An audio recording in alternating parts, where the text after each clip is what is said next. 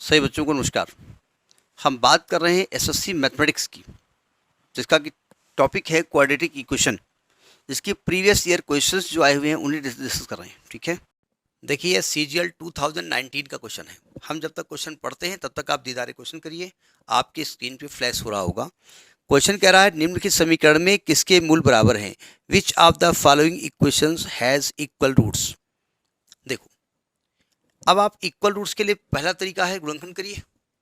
दूसरा तरीका ये है कि हमने बताया था कि नेचर ऑफ रूट्स में जब आप धराचार का फॉर्मूला लगाते थे, इसके पहले इसका वीडियो आ चुका है, ये हमने बता दिया है आपको, क्वेश्चन भी आया था। ये इसके जस्ट पहले वाला वीडियो है, उसमें क्वेश्चन थे, इक्वल रूट्स वाला कंसेप्ट था और सीजीएल 2018 का क्वेश्चन था।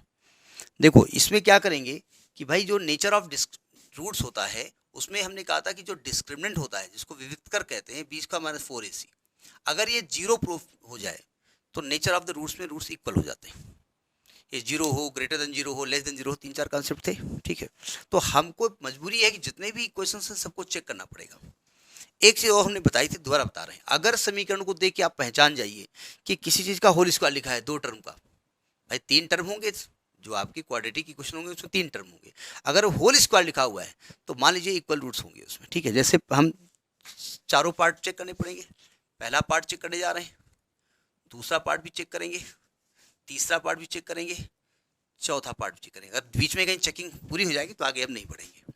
जैसे पहला पार्ट दिया है 3x² - 6x + 2, 3x² - 6x + 2 = 0।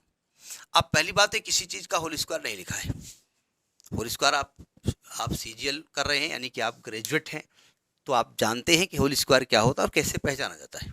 तो इसमें इक्वल रूट नहीं होंगे, देख के मालूम हो गया। ठीक है, लेकिन अगर हम कंपेयर करें स्टैंडर्ड क्वेश्चन से, तो ए आपका 3 है, बी आपका -6 है और सी आपका 2 है।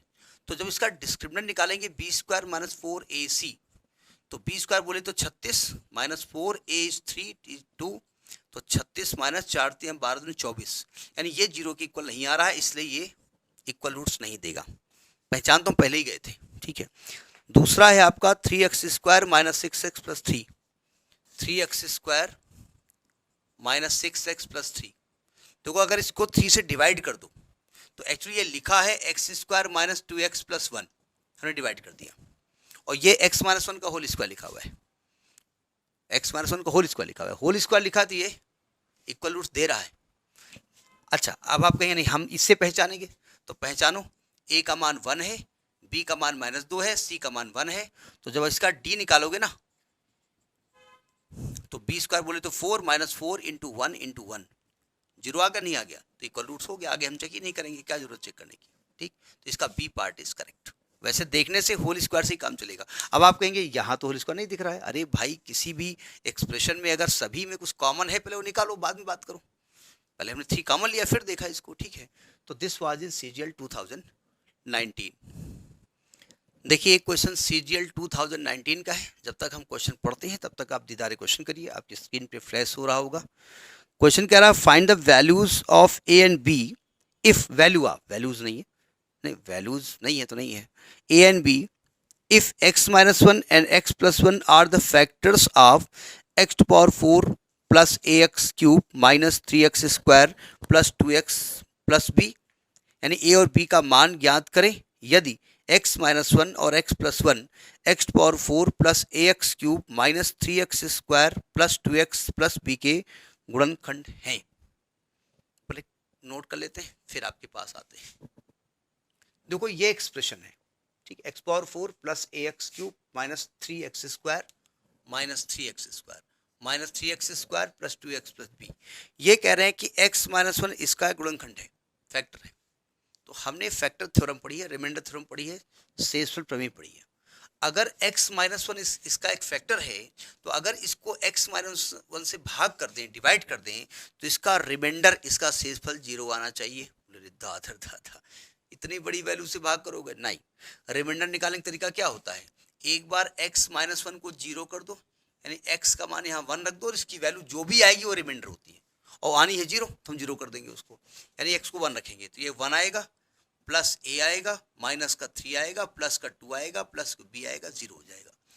यानी कि a प्लस b और -3 + 3 0 यानी a + b = 0, पहला ही क्वेश्चन आ गया। ठीक है, ये तो पहली बात हो गई। दूसरी बात कह रहे हैं इसका एक फैक्टर x + 1 भी है, यानी x + 1 से डिवाइड करो, तो x + 1 को 0 करेंगे, x की वैल्यू आएगी -1, तो यहाँ रखोगे तो क्या आएगा, -1 की पावर 4 1 आएगा, -1 पावर 3 माइनस आएगा, तो माइनस से -1 का स्क्वायर आएगा प्लस का, यानी माइनस का 3 होगा, ये माइनस का 2 होगा, प्लस का b होगा, 0 होगा, तो ये होगा माइनस का a प्लस का b, और माइनस का 3 माइनस का 2 माइनस का 5 माइनस का 5 ये माइनस का 4 बराबर 4 हो गया। ये समीकरण 2 हो गया, यानी आपका a + b 0 हो गया और -a + b = 4 हो गया। इन दोनों समीकरणों को हल कर लो, a + b इसके नीचे कर दो, दोनों को जोड़ दो, ये कट जाएगा, 2b = 4, b का मान आ गया 2, और b का मान यहाँ रखोगे तो a की वैल्यू चूंकि -b है तो a की वैल्यू -2 आ जाएगी, तो b का मान आएगा, a का मान -2 है और b का मान 2 है, तो जो पार्ट सही हो इसका c पार्ट इज सही। तो ये आपका CGL 2019 है। इस प्रकार से जितने क्वेश्चन क्वाड्रेटिक के हमें अवेलेबल थे, मैं एक्चुअली में राकेश यादव सर की एक बुक है जो SSC के लिए लिखी गई अच्छी बुक है, जिसमें कि SSC के क्वेश्चंस डिस्कस किए गए हैं, इसका सोल्यूशन प्रोवाइड मैं कर रहा हूँ। तो इसमें जो क्वेश्चंस थे वो हमने क्वाड्रेटिक के किए हैं। इस प्रकार से हमारी पूरी प्लेलिस्ट में 42 क्वेश्चन है, 21 वीडियो और एक फंडामेंटल का वीडियो है, 22 वीडियो है। अगर आपको लगे कि ये आपके लिए लाभदायक है तो शेयर करिए, सब्सक्राइब करिए, नहीं तो गुड नाइट।